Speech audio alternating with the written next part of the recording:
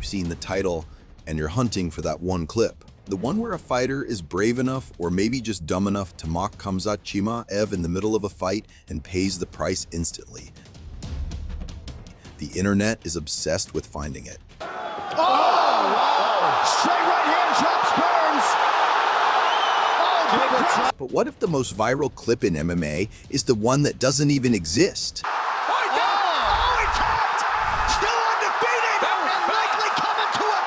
Today, we're exposing the truth behind this modern MMA myth and revealing the real reason why no one has ever dared to taunt the boogeyman in his own playground.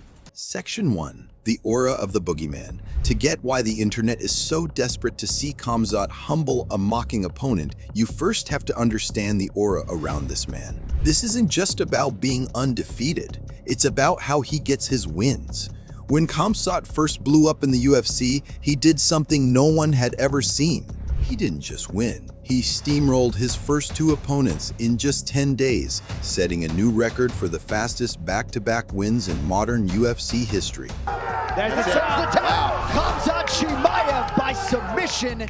His first 3 fights happened in the span of just 66 days. And in all those fights, he absorbed a grand total of 1 significant strike.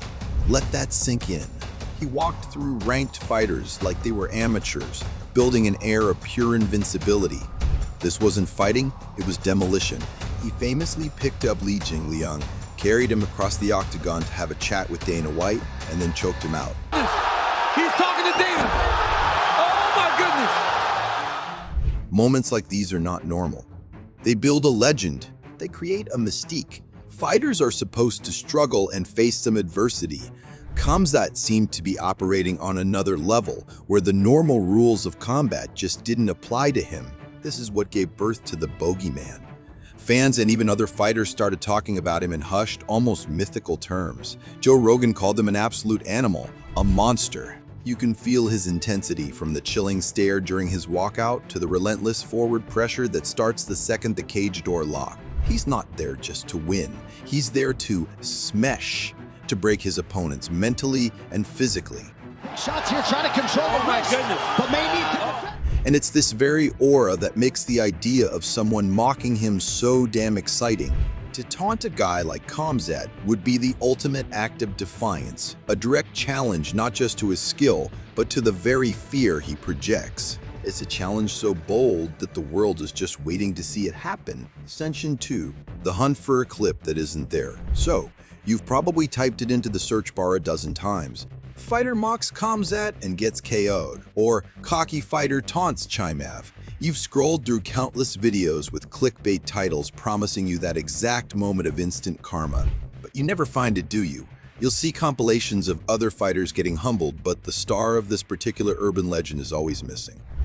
Well, we went looking. We scoured every second of his professional fights, and the reason you can't find that clip is simple. It doesn't exist. No fighter has ever stood across the octagon from Khamzat Chimaev and openly mocked him during a fight, only to be immediately punished for it. Sure, there's been plenty of trash talk before the fights.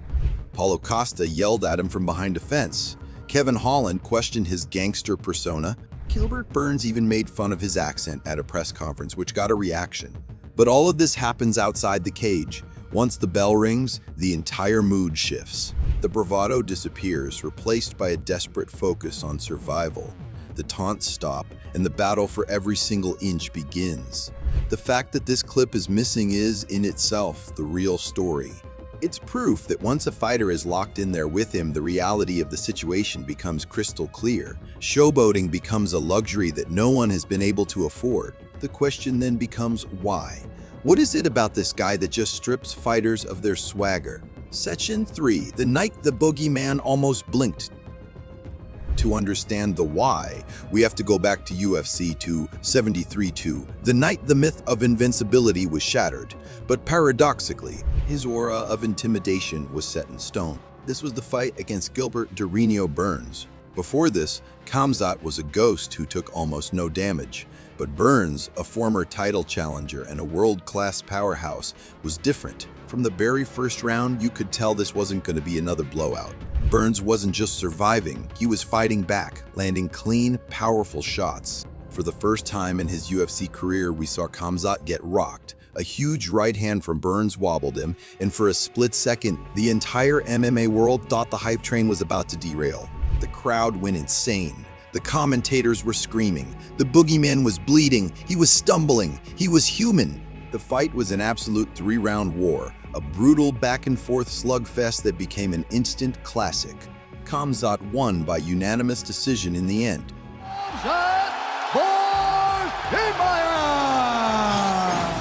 But it was the first time he had ever truly been tested. He was dragged into deep waters and he proved he had the heart of a champion by pushing right through it. This fight is the most important piece of the puzzle. It proved that Khamzat can be hit and that he can be hurt. So, if a fighter like Borz could find that much success, why didn't he or anyone since take a second to taunt him? Why not mock him when he looked vulnerable? Because the answer lies in what Khamzat does in every other second of the fight. The pressure is so suffocating, the danger so constant that there's simply no room for anything but survival. Borz in a world of trouble, or so it would seem! The Gilbert-Borz fight showed that even in a battle where Khamzat looked human, the threat he posed was so immense that taunting was unthinkable. It was a war, not a show. If you're fascinated by the psychology and styles that make a champion, and you want more breakdowns that go past the surface-level highlights, make sure you hit that subscribe button and turn on notifications for the Band-Aid Battalion MMA. We go deep on the stories that truly define this sport. Section 4, the real reason no one dares. The true reason that viral clip doesn't exist boils down to two things: his terrifying, non-stop fighting style and the psychological game he wins before a single punch is thrown. First, his style. People describe fighting Khamzat as suffocating. He doesn't just close the distance, he weaponizes it, cutting off the cage and giving his opponents zero room to breathe, let alone think.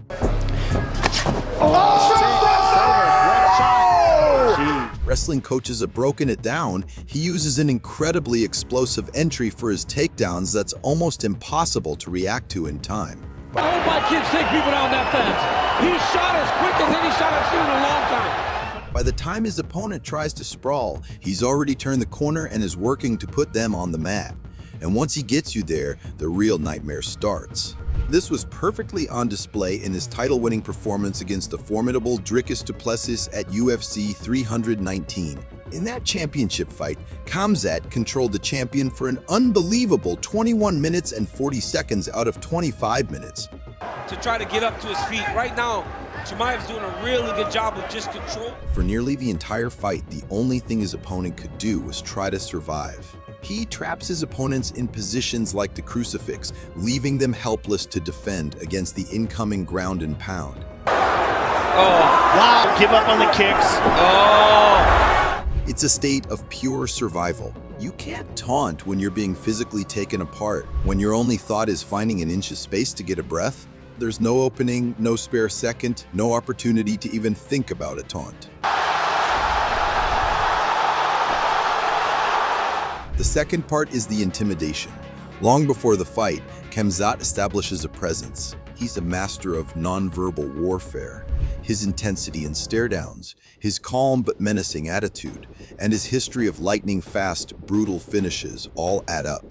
Opponents have even admitted to being overconfident before facing him, only to feel the reality of it when the cage door locks. That's it. Khamzat Chimaev by submission. There's a huge difference between pre-fight trash talk for the cameras and the primal fear of facing a man who has finished most of his opponents in the first round. When you combine that suffocating, no breathing room style with his terrifying presence, you get your answer. Fighters don't mock Khamzat in the cage for the same reason you don't poke a great white shark while you're swimming in its ocean. The risk is too high, the consequences are too severe, and the margin for error is zero. The legend of the boogeyman. So, the search is over. The clip of a fighter mocking Khamzat Chimaev and getting instantly humbled doesn't exist, and its absence tells a more powerful story than any viral video ever could. It speaks to a level of dominance so complete that it silences the bravado of the world's toughest athletes. The myth is fueled by our desire to see the unbeatable tested, to see the boogeyman challenged. But the reality is a testament to a fighter who leaves no room for anything but the fight itself. Khamzat's career has been a highlight reel of destruction, culminating in him capturing the middleweight title. While the war with Gilbert Burns showed us he was human, his subsequent performances have only reinforced the sheer hopelessness opponents feel when they're trapped in his web. The myth of the taunt remains just that, a myth. But the legend of the boogeyman is very, very real. He might tap. It looks like his right hand was broken. But that leaves us with one final question. Who out there actually has the right cocktail of skill, confidence, and maybe sheer insanity to not only challenge Khamzat, but to be the first one to actually mock him to his face inside the cage? Let us know who you think it could be in the comments below.